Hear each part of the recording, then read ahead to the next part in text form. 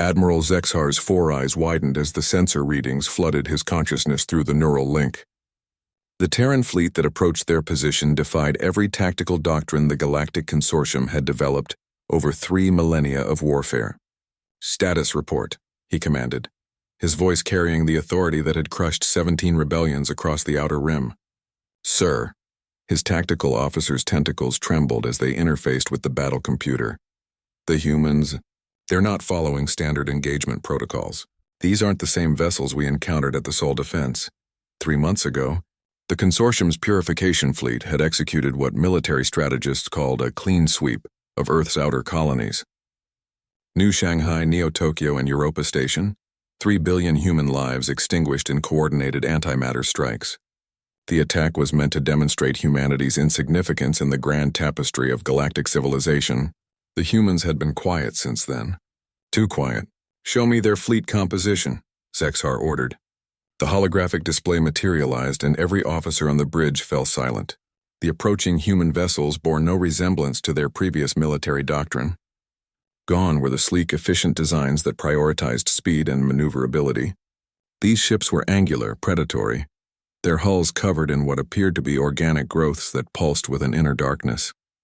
"Sir," the communications officer's voice cracked, "we're receiving a transmission from the lead vessel."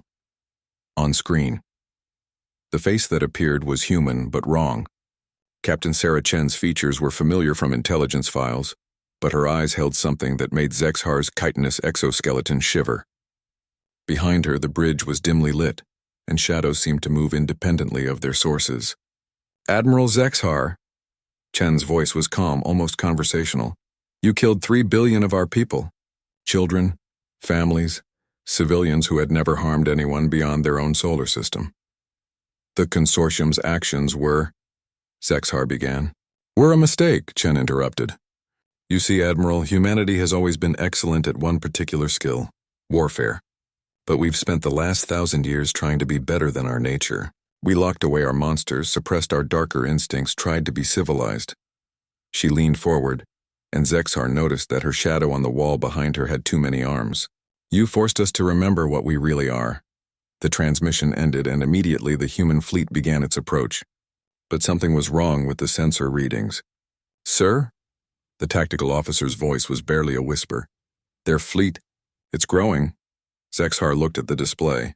Where moments before there had been 50 human vessels, now there appeared to be hundreds. But that wasn't possible. Their deep space sensors were the most advanced in the galaxy. "Quantum resonance weapons detected," came the report. "But the signatures, they're not matching any known technology." The first human ship reached weapon range, and what emerged from its launch bays defied physics. Dark shapes that moved like living smoke, phasing in and out of visible space. They struck the Consortium's lead destroyer, and instead of explosions there were screams, somehow audible across the vacuum. "Return fire," Zexhar commanded. Their plasma cannons lit the darkness, but the beams passed harmlessly through the shadow constructs, as if they were firing at ghosts. The shadows reached the destroyer's hull and began to pour through the molecular gaps in the armor plating. "Sir, we're receiving distress calls from the Vengeance of Stars. They're reporting impossible things. Crew members aging decades in seconds. Sections of the ship folding in on themselves. The survivors are speaking in languages that don't exist." Zexhar watched in horror as more human ships closed the distance. Each vessel seemed to drag a piece of darkness with it, reality bending around their hulls like space itself was afraid. "How?" he whispered. His science officer, a brilliant Vorthan who had studied theoretical physics for 3 centuries, looked up from her console with eyes full of terror. "Admiral, they're using weapons that shouldn't be possible. It's as if they've weaponized concepts that exist only in theoretical mathematics. Fear, entropy, the spaces between thoughts, they've made them tangible." Another Consortium ship simply ceased to exist. Not destroyed, not vaporized, it was there one moment and the next it had never been there at all. Even the crew's service records vanished from the central database. "Sir," the communications officer reported, "Captain Chen is hailing us again." She appeared on screen once more, but now her smile revealed teeth that were too sharp, and behind her, the bridge crew moved in ways that suggested they were no longer entirely human. "You see, Admiral, humanity learned long ago that there are things in the universe that should never be awakened. We discovered them in the spaces between stars, in the quantum foam beneath reality's foundation. We made pacts with entities that exist in the margins of mathematics, but we kept them locked away because we knew what they could do. She paused, and Zexhar could swear he heard something massive breathing in the background of the transmission. You took 3 billion lives from us, so we decided it was time to introduce you to our silent partners, the things we've been keeping from devouring the galaxy for the past millennium.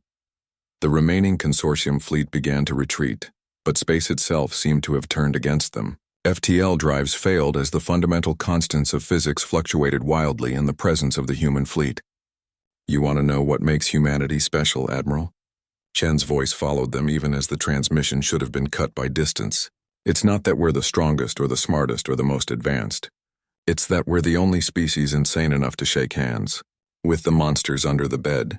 The last thing Admiral Zexhar saw before his consciousness was absorbed into something that existed in 17 dimensions simultaneously was Captain Chen's final words, and now, they're hungry. Across the galaxy, the consortium's military command received its last transmission from the purification fleet. A single word, repeated in every language that had ever existed and several that never should have: run. But in the depths of space, in the shadows between stars, ancient things that had waited patiently for their chance to feed again whispered a different word entirely. Finally. The war had begun, but it would not be fought with conventional weapons. Humanity had opened doors that were never meant to be opened, and what came through would reshape the galaxy's understanding of what was possible and what was horrifying. The monsters were free, and they remembered every slight against their human partners.